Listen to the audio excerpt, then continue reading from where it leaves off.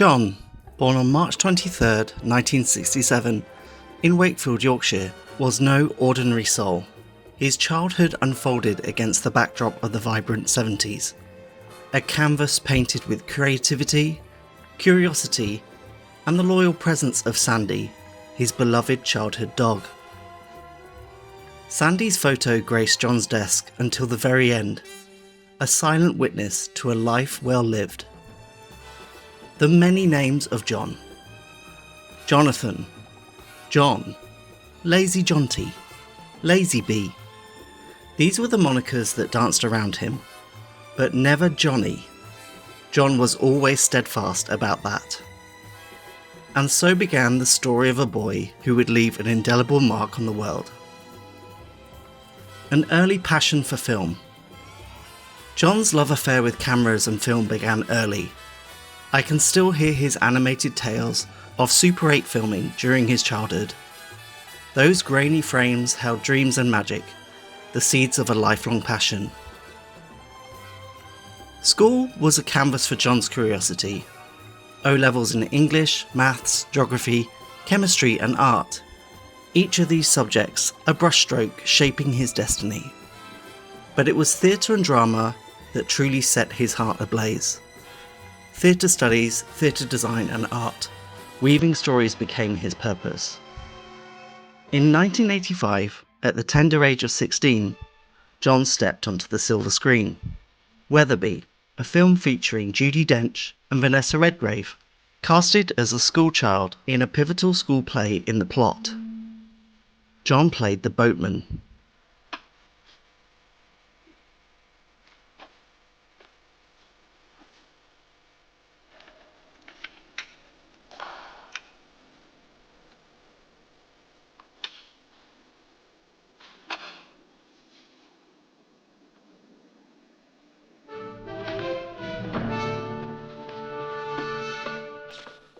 The river flows dark tonight, Sir Thomas. Will you take my boat? Boatman, although I do not mean to deprive you of your livelihood, I cannot take your boat. For if I travel tonight, I shall travel to the Tower. They say that is a place from which no man can return. Aye, not alive. But boatman, we are put on this earth to serve God's will.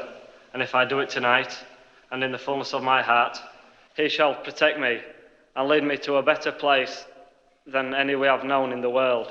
I wish you good fortune, sire. Thank you, boatman. You are lucky to know no kings. Here, take gold. The stage lights beckoned, and Jon followed their glow, unaware that this was just the prologue. Jon continued his acting and trained at the Webber Douglas Academy of Dramatic Art in London, one of the leading drama schools in Britain. This was where he learnt the skills of walking the boards and theatre stage work. Jon continued to live in London throughout his 20s, and whilst acting started to explore the backstage jobs of stagecraft, working as a dresser in the West End on Andrew Lloyd Webber's musical Aspects of Love. In 1992, amidst the vibrant energy of the Edinburgh Festival, Jon stepped onto a groundbreaking stage, one that would challenge perceptions, ignite conversations, and leave an indelible mark on his life. Jeremy Weller's play, aptly titled Mad, was no ordinary production. It dared to peel back the layers of reality and delve into the experience of its cast members, real-life women who had grappled with mental health issues. The play was developed with guidance from the General Manager of Mental Health Service and a psychologist. Mad was more than theatre. It was a mirror reflecting society's vision of madness. As Jon shared the stage with these courageous women, he embodied their stories. Their struggles, resilience, and vulnerability merged with his own performance. Through their collective voices, Mad questioned the boundaries between sanity and chaos, empathy and judgment. The play's impact rippled beyond the festival. BBC's Newsnight, hosted by Kirsty Walk, recognised its significance. On that small TV screen, viewers glimpsed the raw power of art intersecting with reality.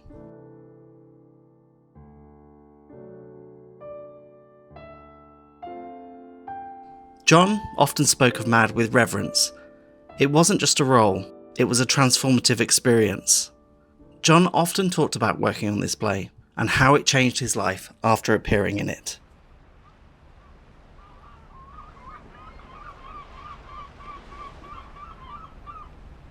Jon's move from London to Brighton in the early 90s marked a pivotal chapter in his life, a chapter where passion, technology and community converged. First up, Jon's tech-savvy spirit led him to work in a PC repair shop. But he didn't stop there. Armed with curiosity and determination, he ventured into the world of website building, back in the days of Java, teaching himself the ropes. In 1993, Jon's entrepreneurial instincts kicked in. He saw an opportunity, an intersection of storytelling and photography, and thus the Queer Guide was born. Starting as a modest 4-page pullout in another local magazine, it soon outgrew its confines. The Queer Guide blossomed into its own monthly publication, a vibrant tapestry of local and national news, club snapshots, and queer-focused content. As the magazine's editor, Jon wore many hats. He sold advertising, crafted compelling copy, and employed freelancers to capture the pulse of Brighton's gay nightlife. In a time when gay rights and acceptance faced uphill battles, Jon's Queer Guide became a beacon, a compass guiding the community to safe spaces, celebrations, and understanding. Although Brighton was soon becoming the queer capital of the South, we all know that the 90s were a very different place for gay rights and queer acceptance.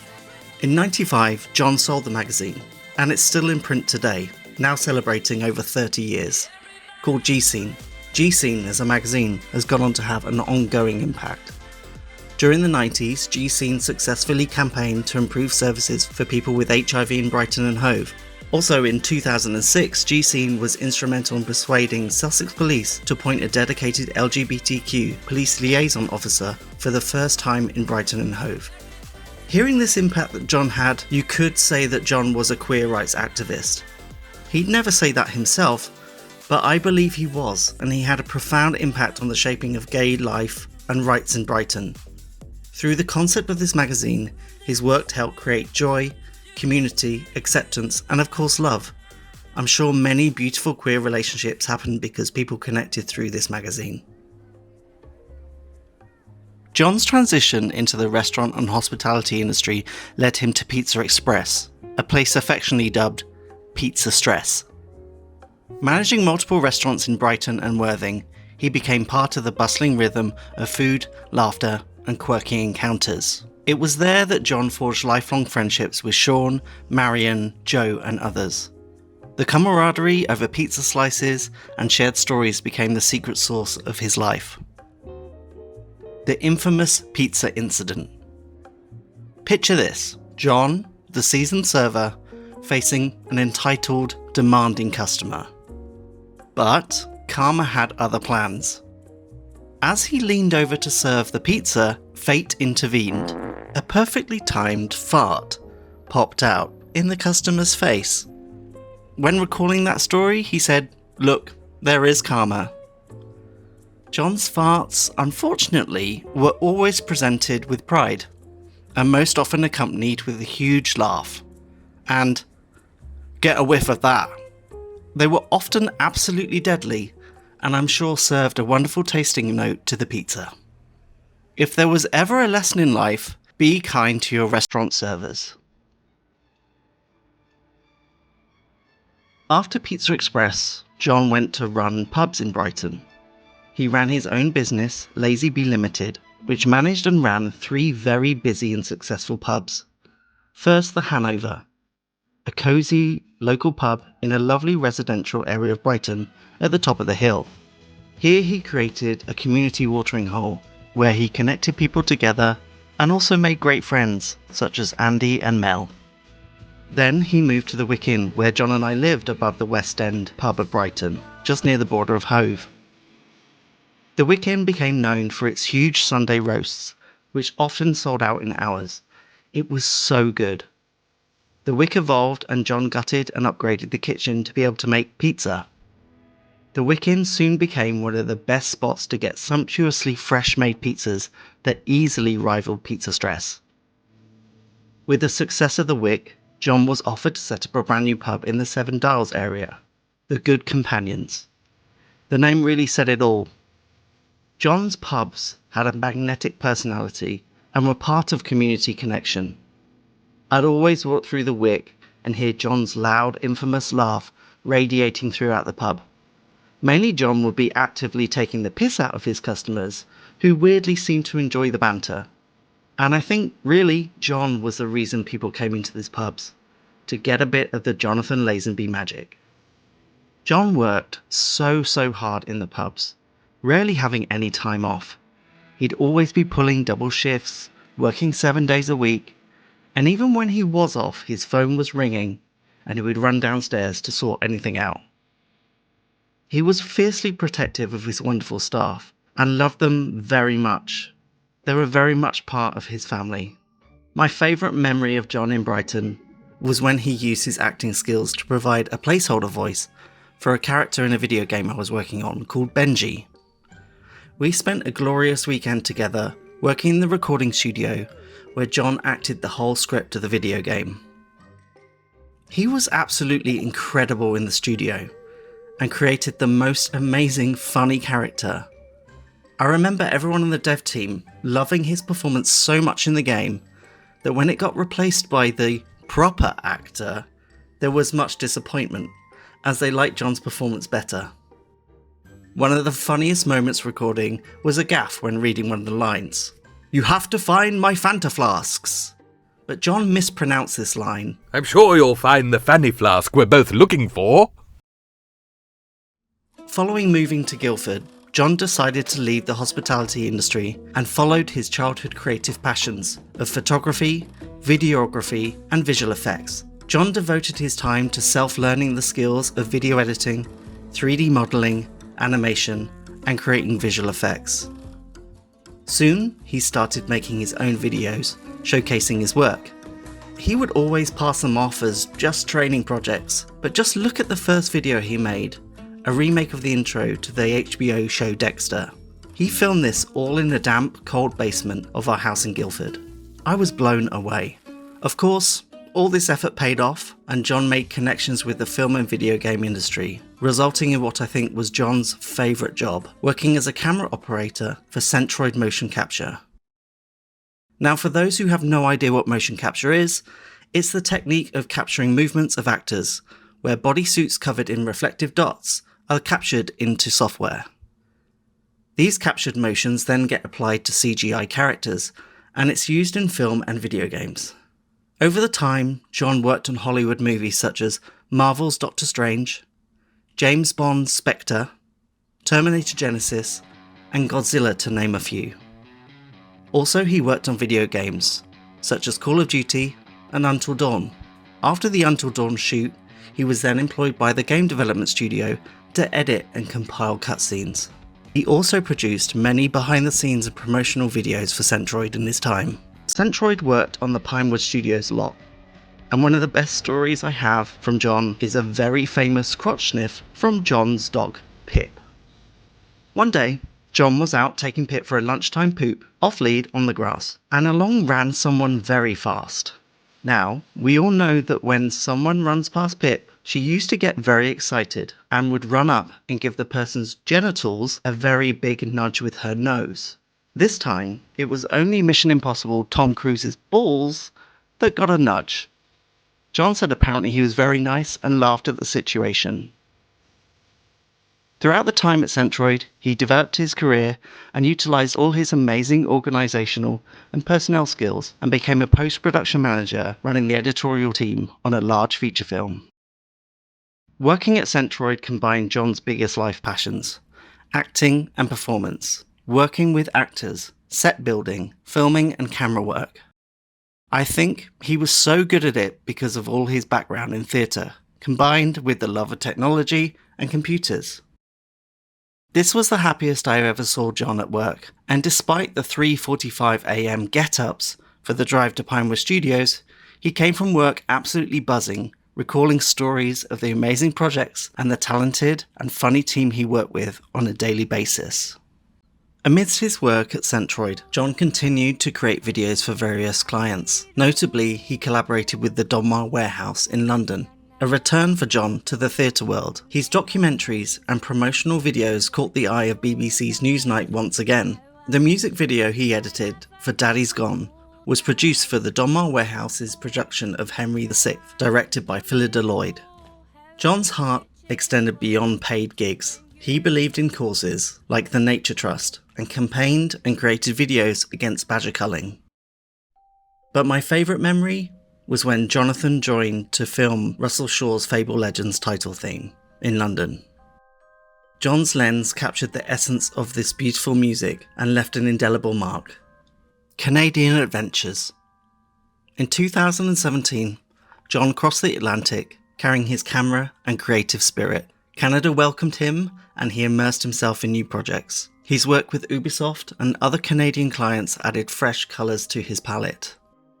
But Jon wasn't content with pixels alone. He lent his talents to local organisations in Guelph, like the Chamber Choir and 10C, which was a community workspace and art hub downtown. During the pandemic, he masterminded a way to bring the separate choir members together to create music. His virtual choir videos became a lifeline during the pandemic, a bridge connecting isolated hearts through music and imagery. Jon's legacy. Connection through lens. Jon's videos weren't just pixels. They were threads weaving communities together. In a world hungry for connection, he delivered hope, harmony, and a shared experience. Jon's lens captured more than scenes. It captured souls. And through his work, he left an indelible mark on both sides of the lens. Thank you, Jon. Wow, what a life of accomplishment through work. But outside of work, Jon had many passions and loves, namely food and cooking. I'm sure many people on this call will remember Jon cooking them something. One of Jon's favourite questions to ask was, when and what are we having for lunch or dinner, depending on where he was in the time of day. Jon was an incredible chef, and it wasn't just pizzas. Jon became incredibly passionate about the environment, and part of this was his adoption of vegetarian and non-red meat recipes. His idol was Jamie Oliver, and he would spend hours poring over recipes on the internet for his next completely made from scratch culinary adventure. When moving to Canada, there was a serious problem for Jon. Not the fact that Canadians often turned their head and had trouble understanding his Yorkshire accent, but beans. Baked beans. Jon just didn't like the beans they had here. So, what did Jon do? Well, he researched, tested, and batch cooked huge amounts of homemade baked beans. Soaking the beans, crafting the sauce. He was so proud when he perfected it with just the right amount of salt and using as little sugar as possible. They were delicious. With the passion for healthy and nutrient-rich veggie meals, Jon revelled in growing his own veg in the garden. Over the years, he researched and researched the best ways to make a veg patch, and delighted in telling people about the technique. It evolved every year, bigger and bigger. The last veg patch he had 4 different types of tomatoes growing, boundless amounts of basil, and butternut squash. At one point he had 100 tomato plants started at seed and grew the patch into an oasis of tomato plants. We're talking Triffid-like levels. What did Jon want to do with all these tomatoes, you may well ask? Of course, make homemade pizza sauce. During COVID, he made over a year's worth of supply, after excitedly creating a canning system at home. Here in this photo, you can see Jon at the happiest he's ever been, so proud of what he's achieved and the abundance of fresh pizza sauce for the next year ahead. Jon's other big passion was history. The history of places, the history of people. He would spend hours and hours researching and watching documentaries. He was a huge fan of Mary Beard and all things Rome. Whenever we went to a new place on vacation, Jon had already done the historical research. He was like a walking guidebook. Many times, whilst walking, I would catch him stopped outside of an old house, particularly the Georgian or the Edwardian houses in London or Brighton, bemoaning the fact that they were now split up into flats and not the huge houses of the historical families. Nothing made Jon more happy than going to Pompeii for his 50th birthday. It was like seeing a kid in a candy store. And again, we didn't need a guide. Jon's tales of what went on in each building were the only audio guide we needed. Jon sought to capture history through his beautiful eye for photography, and often his works were based around architecture or historical sites. At the end of Jon's life, his passion for history, research and story combined when he started to write a novel about Jack the Ripper, a gay Jack the Ripper, which I still have to unearth. Jon was a geek, a fan of sci-fi, Star Trek, Doctor Who, all of the Doctors, and of course technology. Hours were spent at his desk. If he wasn't cooking, he was on his PC, on his latest project. He rarely took down time for his mind, and was studious in the largest sense of the word. You've probably noticed the artwork used in these slides. Some of it is slightly strange. Well, that's because I used AI to generate the images. Years before ChatGPT became a well-known technology, Jon was already hot on the heels of the latest machine learning and working out how to create images. He wanted to create artwork for his home. It wasn't as simple as it is now, and involved learning the script to get good and not just plain strange results. Of course, what did Jon do? What did he get AI to create? Draw me a Roman god of pizza as a mosaic. And after a few attempts, he came up with this handsome fella, who had pride of place in the kitchen. Finally, Jon loved dogs. His dogs Sandy, Pip and Ronnie were his life. He would do absolutely anything for them. He doted on them and treated them better than he often did himself. He always insisted on getting rescue dogs, the aim of giving them a better life than they started off with. Dogs brought Jon peace and joy, and his spirit definitely lives on in them today.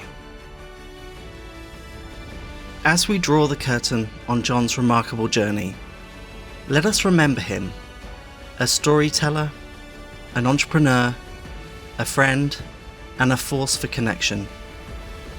Through his camera lens, he captured not just images, but the essence of life itself. Jon's legacy lives on, woven into the fabric of laughter, creativity, and shared moments.